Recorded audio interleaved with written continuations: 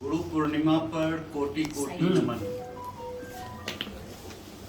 धरा का एक एक कण गुरु तत्व है, सीख सबसे मिलती है। ना कोई पूर्ण ना कोई अपूर्ण है, ज्ञान कितना अर्जन किया यही महत्व है। जीवित प्रकृति का जीवन ही गुरुत्व है।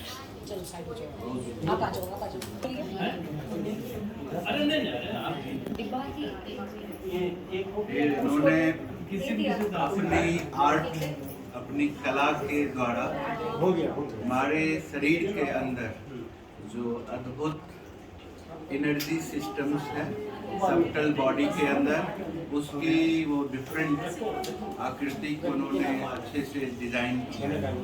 ये मूलाधार तत्व और ये हमारा स्वादिष्ठान चक्र, बहुत सुंदर कलर और बहुत नाइसली इन्होंने लिखा है। ये मणिपुरा चक्र के बारे में, और ये हमारा अनाहता चक्र है जो हृदय चक्र। ये विशुद्धि चक्र है। और ये हमारा आज्ञा चक्र है।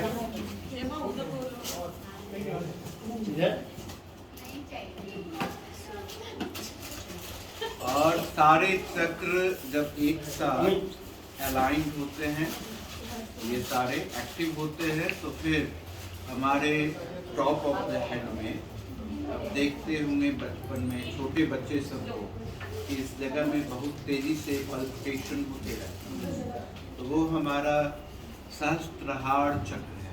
जब ये जागृत होता है तो हमारे देखने का, समझने का, अनुभव करने का डायमेंशन बदल जाता है।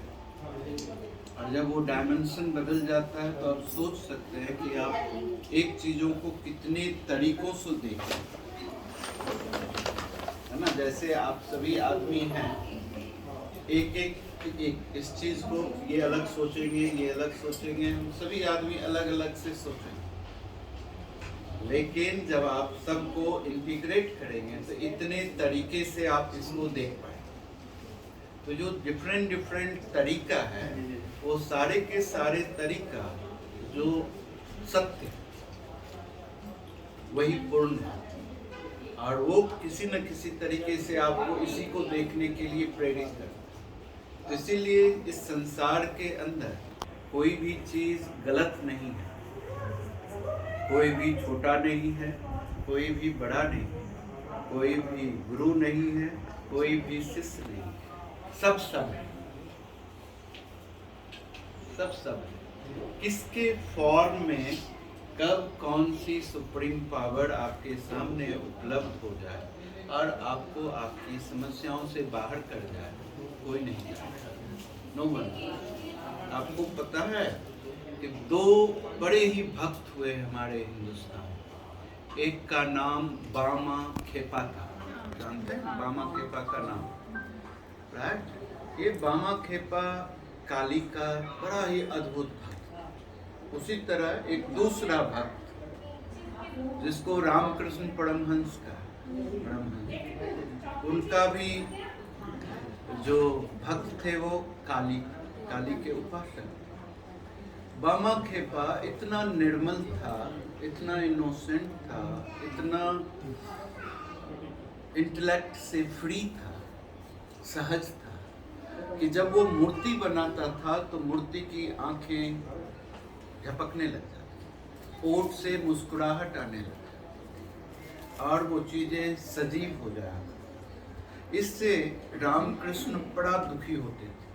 मैं इतना प्रयास करता हूँ, इतना पूजा करता हूँ, इतना त्याग करता हूँ, इतना सब कुछ परफेक्ट करता हूँ, फिर भी मुझे माँ दर्शन नहीं करती। और ये बंदे से माँ बन जाती, जिस चीज को छू देता है वो माँ ही हो जाती। ये तो बड़ी अद्भुत नहीं, लगे रहे। ऐसा होता था कि इनके सेवा से माँ इतनी प्रसन्न होती थी कि इनके यहाँ झाड़ू लगाती, फिर भी इनको नहीं दिखता था कि माँ झाड़ू लगा रही। तो उस समय गुरु अवतरित होता है। गुरु को आप नहीं ढूंढ सकते, ढूंढने से गुरु मिलता नहीं। गुरु अपीयर होता है, अपने आप होता है। आपको न उनके बुद्धिमत्ता से उनके प्रति अट्रैक्शन होना पड़ेगा और ना ही उनके कुछ चमत्कार से आपको अट्रैक्ट होना पड़ेगा। बस आपको होना पड़ेगा, जब वो चाहता है तो आपके सामने में वो आकर्षण पैदा करता है। ये आपको अब टाइम आ गया है परिवर्तन होने का, एक नया रास्ता ढूंढने का, देखने का, उसके आगे बढ़ने का।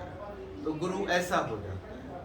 तो इसीलिए उन्होंने क्या किया कि गुरु आ गए, पत्थर उठाए और झटक से मार बैठे।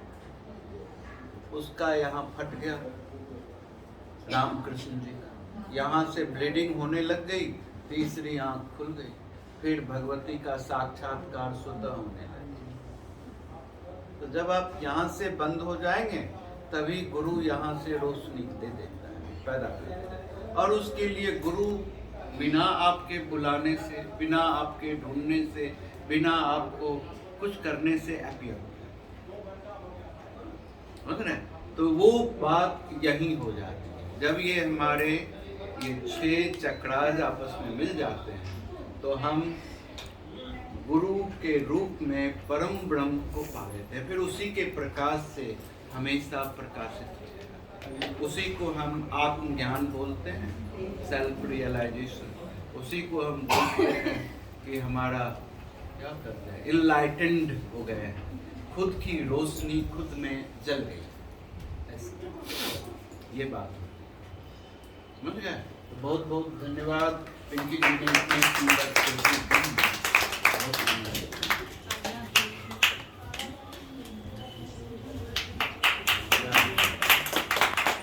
बहुत सुंदर आपने रंग और आकृति दिया है, बहुत सुंदर।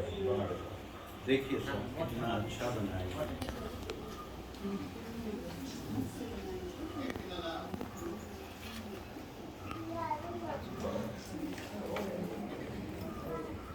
कलर का बहुत सुंदर कॉम्बिनेशन।